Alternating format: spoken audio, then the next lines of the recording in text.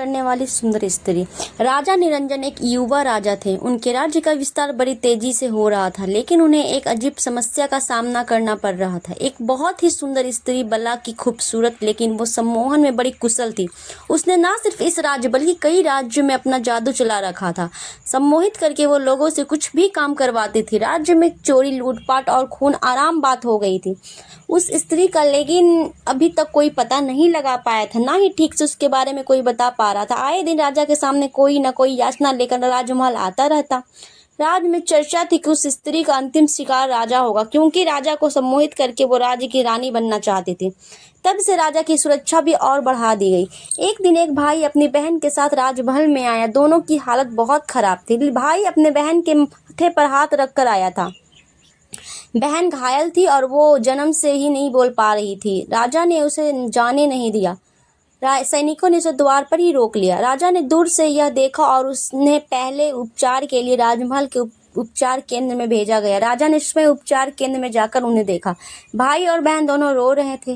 रोता हुआ भाई बोला कि मैंने बड़ी मुश्किल से इसके विवाह के लिए स्वर्ण आभूषण बनाए थे, लेकिन वो सम्मोहिनी हमें सम्मोहित करके सभी आभूषण लेकर चली गई। मेरी बहन मुझसे ज्यादा सतर्क थी, इसकी आंखों में ना देखा, इसलिए जब वो आभूषण छीन रही थी तब इन दोनों ने छीना झपटी हुई और उसकी यह हालत हो गई। राजा ने उस लड़की की ओर देखा। मासूम सी लड़की सहमी सी बैठी थी। राजा ने उससे पूछा कि क्या तुमने उसे ठीक से देखा है? उसे पकड़ने में हमारा सहयोग कर सकती हो? उसका भाई बोला, सरकार, यह जन्म से ही गूंगी है, बोल नहीं सकती। राजा ने उससे पूछा कि क्या नाम है तुम्हारी बहन का? वो बोला, सरकार, इसका नाम बतबाती है और मेरा मंगल है। राजा उस समय वहां से चला गया, लेकिन उस मासूम लड़की का चेहरा और रोना उसकी आंखों में घूमता रहा। शाम को राजा फिर उपचार केंद्र गया और वो लड़की और उसका भाई जाने की तैयारी में। राजा ने उन्हें जाते हुए देखा और बोला, कहाँ जा रहे हो? राजा अब उस लड़की बाती की आंखों में ही देख रहा था, बिल्कुल निर्दोष। उसकी आंखें राजा के हृदय को चीर रही थी।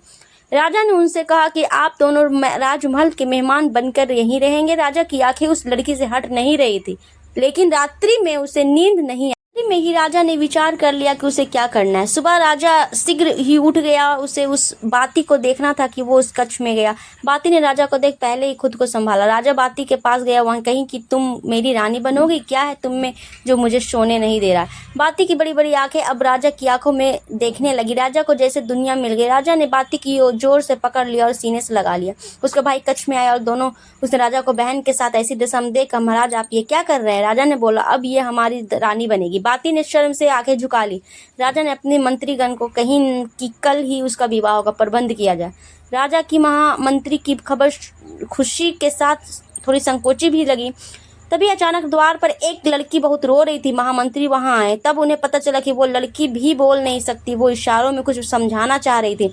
थोड़ी देर बाद समझ आया कि उसका भाई सम्मोहिनी के वश में है, ऐसा यह कहना चाह रही थी। महामंत्री को अब शक होने लगा कि उसे पता चल गया कि वह असली बहन है और राजा भी अब सम्मोहिनी के वश में। राजा एक पल के लिए भी उसका हाथ वो छोड़ नहीं पा रहा था। सम्मोहिनी भी राजा को इस हालत में देख बहुत खुश हो रही थी। वो सोच रही थी, यह राजा तो अब मेरे लिए मरने को भी तैयार हो जाएगा, बस मुझे इसे इसी तरह सम्मोहित करके रखना होगा। महामंत्री को लगा कि राजा को अब इस स्त्री के चंगुल से छुड़ाना होगा, तो वो राजा के पास गया और कही कि राजा, कल आपका विवाह है और विवाह के पूर्व कुछ रस्में और शगुन होते हैं, इसलिए विवाह के पूर्व आप ऐसे रानी के साथ एकांत में नहीं रह सकते। उस स्त्री ने महामंत्री की ओर देखा, लेकिन वो आंखें नीचे करके ही रहे। उन्हें पता था कि अगर एक बार उनकी आंखों में उसने देख लिया तब वो भी उनके वश में आ जाएगा। राजा नहीं माना। फिर महामंत्री ने कहा कि यह सब आगे आपके विवाह के सफल होने के लिए है और फिर एक रात्रि के बाद उसके बाद पूरा जीवन पड़ा है।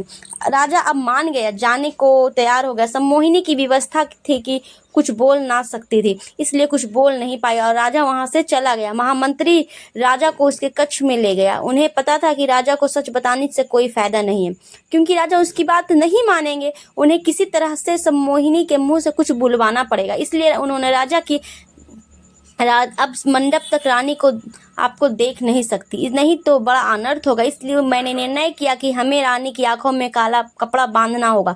राजा की हालत एक पागल से कम नहीं रह गई थी। उसने कहा, आपको जो सही लगता है करें, लेकिन कल मेरा विवाह कराएं और अधिक विलंब नहीं करें। महामंत्री ने कुछ महिलाओं को उस सम्मोहिनी के कक्ष में भेजा, जिन्होंने उसकी आंखें काले कपड़े से बांध दी। साथ ही 2 स्त्रियां वहीं रही ताकि वो खोल नहीं सके। सम्मोहिनी विवश थी कि क्योंकि वो बोल नहीं सकती थी, वरना उसका भेद खुल जाता, इसलिए वो चुप रही। अगले दिन मंडप सजाया गया। राजा आतुरता से वहां उसकी राह देख रहा था। दुल्हन को लाया गया, आंखों पर काला कपड़ा था। फिर मंडप पहुंचने पर कपड़ा हटाया गया। जैसे ही कपड़ा हटा, सम्मोहिनी को कुछ दिखाई नहीं दिया, जिस कारण उसे पीड़ा और क्रोध आने लगा, क्योंकि उसकी शक्ति तो आंखों में ही थी। वो जोर से चिल्लाई, महामंत्री, तूने मुझे अंधा कर दिया। ऐसा कहकर वो इधर उधर हड़बड़ा कर दौड़ने लगी। तूने मुझे अंधा कर दिया। सारा मंडप बिखर गया। राजा भी उसकी वाणी सुनकर उस जैसे नींद से जाग गया हो। उसका सम्मोहन टूट गया। राजा ने, वहां तो अच्छा हो तुम, तो वो हमें भी धोखा दे रही थी। सम्मोहिनी को फिर पहरेदारों ने पकड़ा और कारागार में डाल दिया। राजा ने महामंत्री से पूछा कि आपने यह कैसे किया। महामंत्री ने कहा, उसकी शक्ति उसकी आंखों में थी और कुछ समय के लिए उसे एक प्रादर से अंधा किया। उसकी अस्थिरता सामने आई। राजा ने उन दोनों भाई बहनों को धन्यवाद के साथ विदा किया और महामंत्री को भी उन्हें और राज्य को बचाने के लिए धन्यवाद बोला।